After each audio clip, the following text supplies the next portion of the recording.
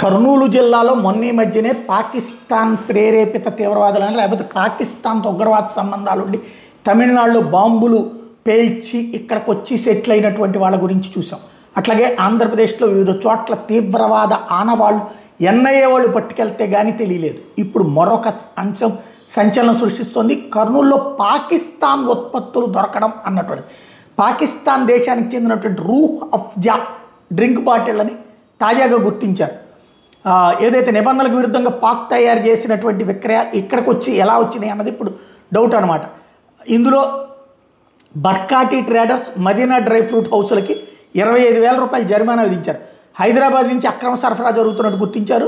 Customs, central GST అధికారులు దీన్ని గుర్తించారు. అసలు ఈ రూహ్ అఫ్జా అనేటటువంటిది భారతదేశంలోకి ఎలా వచ్చింది అన్నది ఒక ఎత్తు అయితే, కర్నూలు దాకా ఎట్లా వచ్చింది అన్నటువంటిది ఇక్కడ మరొకటి. ఈ అధికారులు పెనాల్టీలు వేయగలరు అంతే, కానీ దీని వెనకాల ఉన్నటువంటి వ్యవహారం ఏంటన్నది ఇప్పుడు తేల్చాల్సిన అవసరం.